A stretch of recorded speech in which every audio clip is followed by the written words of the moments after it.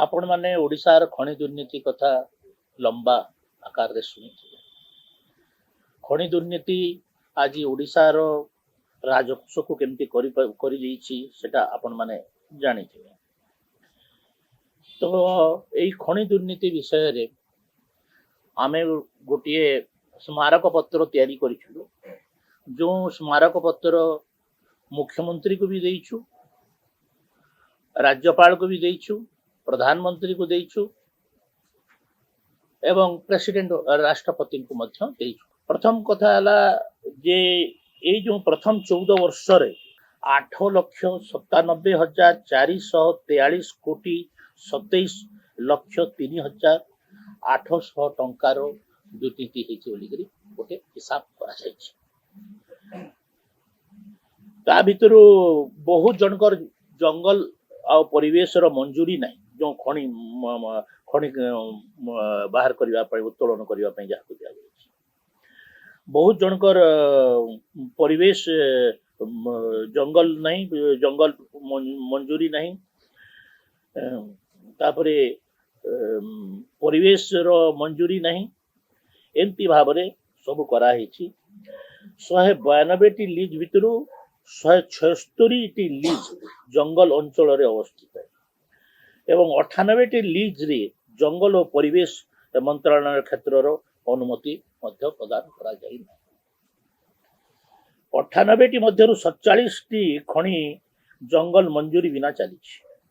98 T lease मध्यरु 55 T खनि एपरि भाबरे अवस्थित जे नदी उपनदी नाला अंचल रे प्रभावित हुए एवं से नदी गुड़िकर लीज सीमा मध्य प्रभावित होइछि। तो ग्रामवासी आदिवासी वन्यजंतु व्यवहृत एवं जल प्रदूषण को रोकिया पई आईन अनुଯାयी आवश्यकता अनुଯାयी सेठारे कोनोसी प्रकार पदक्षेप ग्रहण करा जाय एवं ये सबु को ये सुंदरगढ़ जिला केन्दुझर जिल्ला रे हाथी प्रकल्प कॉरिडोर हाथी कॉरिडोर सहित 31 टी खनि संलग्न रही।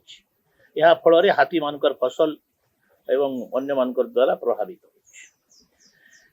होई भाव में व्यापक दुर्नीति खनि दुर्नीति हेछि एवं सरकार तांकोठू केवल तांको पेनाल्टी पकईथिले जोटा कि एस्टिमेट कॉस्ट रु बहुत कम। तो एभली भाव से सब दुर्नीति हेछि। ए दुर्नीति को तदंत करबा पई आमे प्रधानमंत्री तापरे राष्ट्रपति एमान को सब लिखिछु।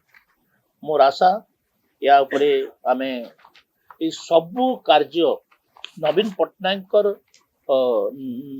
पट्टनायकर ज्ञात सार रे नवीन पट्टनायकर सुपरविजन रे हेछि। तेणु नवीन पट्टनायक एथरे डायरेक्ट संपृक्त बोली करी आमे भाबुछु एवं या एक सीबीआई तदंत करा जाऊ। सीबीआई तदंत करा जाय यार प्रकृत तथ्य बाहर करा जाऊ बोली दाबी करिछु।